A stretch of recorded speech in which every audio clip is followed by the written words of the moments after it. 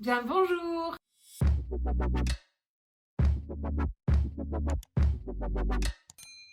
Hello tout le monde, aujourd'hui on se retrouve pour une nouvelle vidéo. Donc aujourd'hui on se retrouve pour une vidéo très spéciale que j'ai un petit peu teasé sur Instagram. Je vous mets mon Instagram juste ici. Si vous ne me suivez pas encore, n'hésitez pas à me suivre. Je suis là tous les jours sur mes stories et mes posts et aussi en DM si vous voulez m'écrire, n'hésitez pas. Donc comme vous avez pu voir dans le titre, aujourd'hui on se retrouve pour le bilan par rapport à mon mois sans sucre. Je vous en ai un tout petit peu parlé sur Instagram, mais je vous en ai pas trop dit parce que voilà, je voulais attendre de faire cette vidéo pour pouvoir vous expliquer toute mon expérience. Donc cette vidéo va s'articuler en plusieurs parties. La première partie c'est pourquoi j'ai arrêté le sucre. La deuxième partie ce sera quelle est la diète que j'ai décidé de faire, quel régime, j'aime pas trop dire régime mais voilà, quelle diète j'ai décidé de faire. Ensuite quels effets ça a eu sur moi et à la fin je vous partagerai 2 recettes sans sucre que j'ai pu tester. Donc ça vous l'avez déjà vu sur Instagram et je vous ai partagé la recette à la fin de cette vidéo. Donc si la vidéo vous intéresse, je vous laisse avec la suite.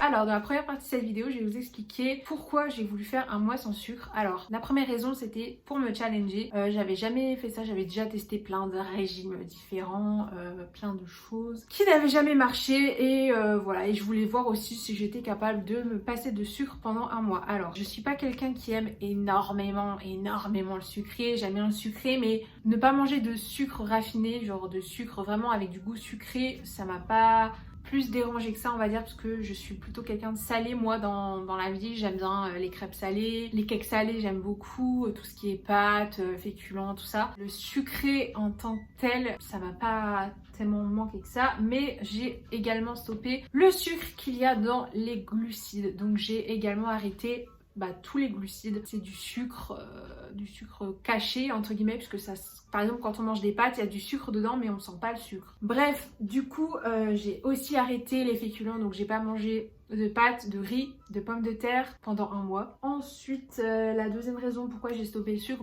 pour mieux manger, pour essayer de manger plus de légumes, parce que c'est vrai que j'ai grave du mal à manger des légumes à chaque repas, c'est vraiment difficile pour moi, ça me saoule. En fait, manger des légumes, ça me saoule. Donc vous allez voir qu'avec le régime que j'ai fait, je me suis pas facilité la tâche. Et la troisième raison, c'était pour essayer de voir combien de poids j'allais réussir à perdre en un mois. Donc ça, je vous en parlerai après. Alors, deuxième partie de cette vidéo, quelle est la diète que j'ai décidé de faire? Alors, j'ai fait la diète cétogène. Alors, si vous n'y connaissez rien, je vous conseille absolument pas de vous lancer là-dedans. Je me suis énormément renseignée sur le sujet avant de commencer. J'ai lu des bouquins parce que ma mère a des bouquins là-dessus. Je vous les afficherai maintenant sur l'écran. J'ai lu des livres, je me suis beaucoup renseignée sur internet. Donc la diète cétogène, c'est vraiment extrêmement particulier. Donc si vous avez des TCA, je vous conseille absolument pas de le faire. Moi j'ai des TCA, mais j'ai voulu quand même le faire. Mais j'étais encadrée, pardon, et surtout je me laissais le droit d'arrêter à tout moment si je sentais que j'avais des carences, etc.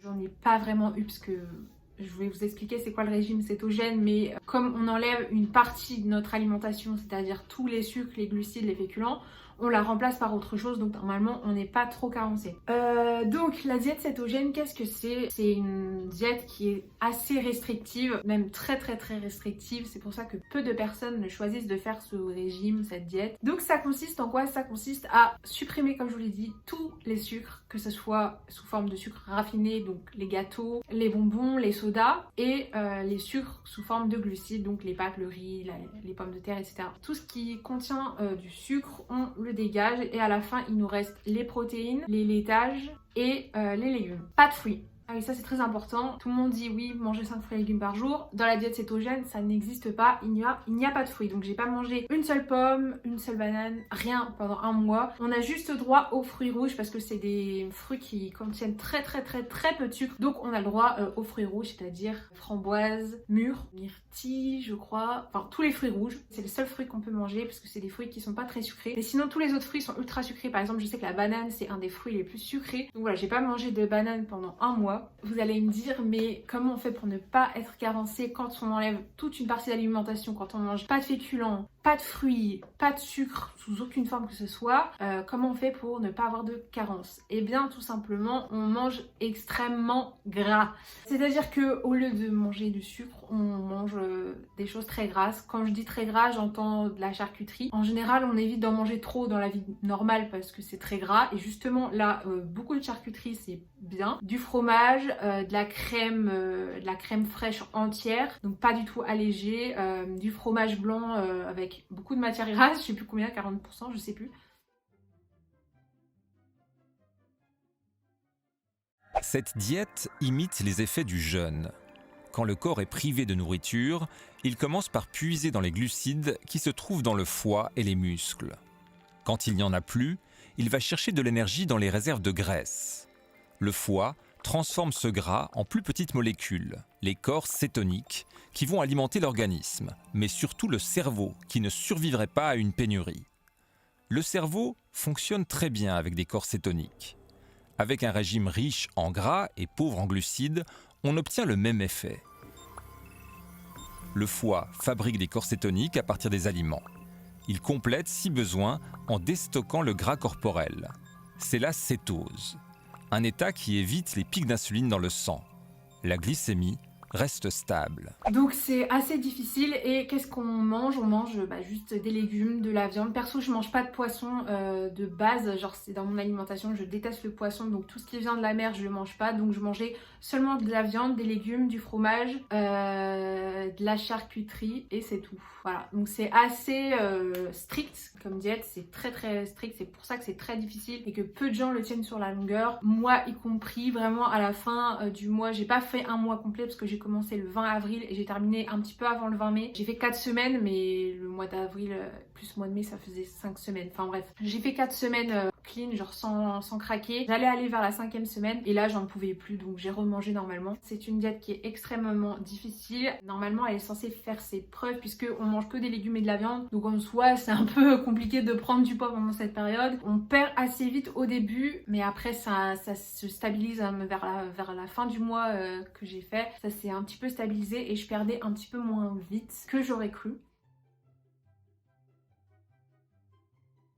Alors, le premier effet, forcément, j'ai perdu du poids. J'ai perdu 2,7 kg, je crois, en un mois, ce qui est très peu. Je m'attendais à bien plus. Je mangeais vraiment pas de sucre, pas de féculents, rien. Donc je me suis dit, je vais perdre 5 kg en un mois. Ça n'a pas été le cas du tout, donc ça m'a un peu découragée sur le coup. Mais j'ai quand même perdu 2,7 kg, ce qui est quand même pas mal. J'avais utilisé l'appli MyWeight, je crois, pour contrôler mon poids. Donc je me pesais toutes les semaines, le dimanche ou le lundi, je sais plus. Si vous vous pesez, pesez-vous à jeun et sans vêtements si possible. Je trouvais qu'on perdait vite au début et pas trop vite à la fin. Ensuite, le deuxième effet que ça a eu sur moi, c'est la faim. J'avais faim tout le temps, mais ma mère m'a dit que c'était, parce qu'elle l'a déjà fait, le régime cétogène, et elle m'a dit que c'était rare parce que normalement ce genre de régime là en fait te coupe l'envie de manger. Normalement quand tu fais ce régime là, tu n'as plus faim. Comme on dit, le sucre appelle le sucre. Du coup si on enlève le sucre, normalement t'as plus trop faim de ouf. Mais perso sur moi ça fait complètement l'effet inverse. J'avais faim tout le temps. Je pouvais manger 3-4 salades composées par jour, et des grosses salades quand même,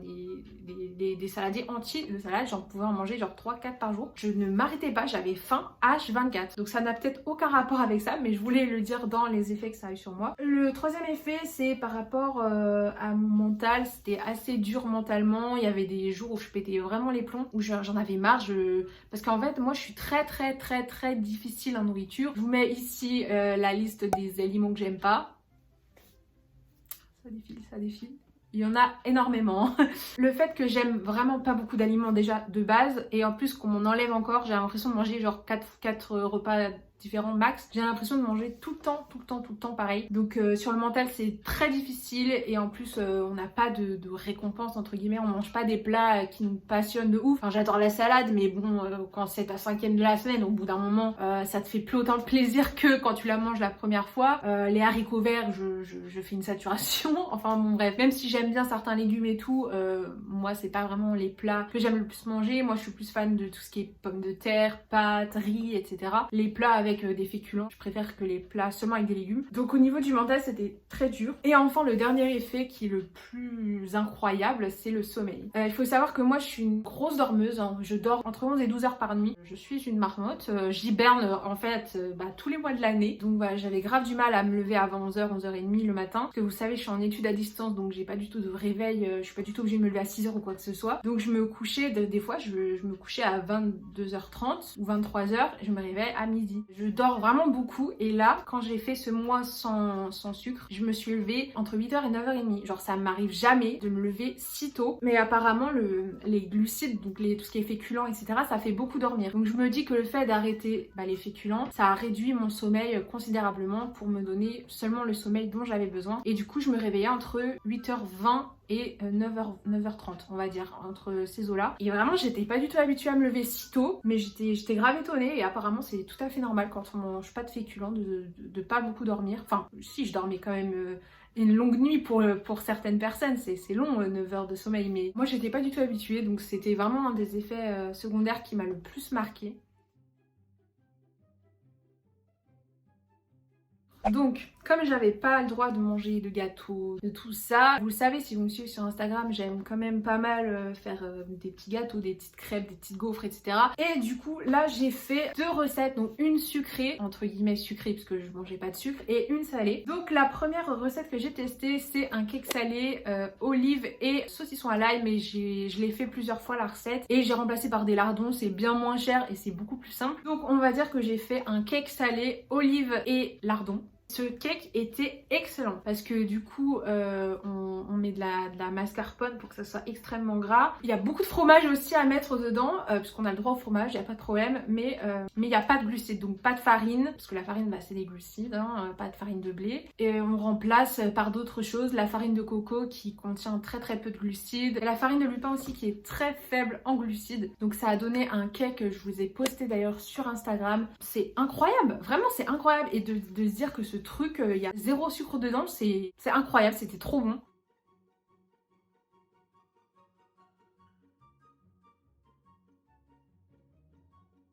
Et ensuite j'ai fait des gaufres cétogènes. Je sais plus où est-ce que j'ai trouvé la recette. Je crois que c'est ma mère qui avait trouvé la recette sur Pinterest, il me semble. De toute façon je vous mettrai tout en barre d'infos ou sur l'écran.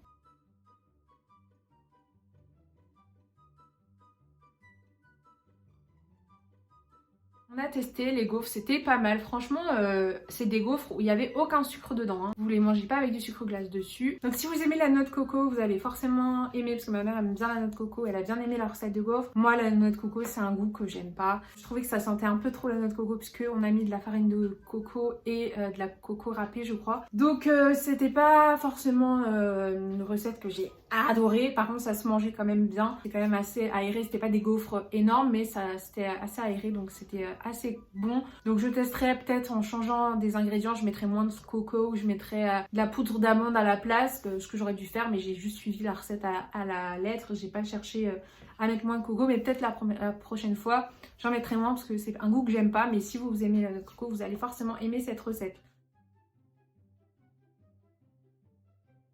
Donc on va passer à mon ressenti par rapport au mois sans sucre. Qu'est-ce que j'en ai tiré? Enfin, j'ai pas détesté, mais en fait c'était ouf. Enfin, c'était bien mieux pour mon alimentation, pour ma santé, de manger aussi sain. J'avais jamais mangé si sain de ma vie. Donc je vous retrouve ici parce que ma caméra n'a plus de place. Du coup je termine vite fait la vidéo sur mon ordinateur, je suis désolée. Ce que je disais c'est que mentalement ça a été vraiment un mois assez difficile. Socialement aussi c'est difficile parce que j'ai eu de la chance pendant ce mois-là, j'ai vu personne, j'ai pas fait de resto ou de repas de famille, etc. Mais je pense que socialement c'est vraiment ultra difficile de ne pas manger ni de sucre ni de glucides. Parce que c'est à peu près dans tous les aliments qu'on mange à part les légumes, donc... et la viande. Donc voilà, je pense que c'est très difficile mentalement et voilà, faut s'y préparer. Après, ce que j'en retire quand même du positif, c'est que j'ai réussi à mon challenge, sauf bon vers la fin c'était un peu difficile, mais j'avais quand même déjà fait 4 semaines entières. J'ai pas fait les 5 semaines, mais j'en ai fait quand même 4, c'est déjà bien. Et voilà, j'ai perdu un peu de poids, j'étais quand même contente de voir que j'avais perdu quelques kilos. Pas énormément, mais c'est déjà ça ça te booste un petit peu pour la suite. Donc je vous recommanderais pas forcément ce régime, sauf si vous vous renseignez vraiment beaucoup et si vous êtes prêt mentalement à abandonner tous les plats ultra bons que vous avez l'habitude de manger. Voilà tout le monde, j'en ai fini pour cette vidéo. Si vous avez des questions par rapport à la diète cétogène ou moi sans sucre, n'hésitez pas à me les poser dans les commentaires. N'hésitez pas surtout à me suivre sur Instagram parce que je vous avais prévenu que j'allais faire cette vidéo et je vous avais partagé les recettes. Donc si vous voulez voir mon avis sur les recettes, n'hésitez pas à me suivre sur Instagram. Si ce genre de vidéo vous plaît, n'hésitez pas à mettre des pouces dans les airs. Et sur ce, je vous dis à la prochaine fois pour une prochaine vidéo. Bisous.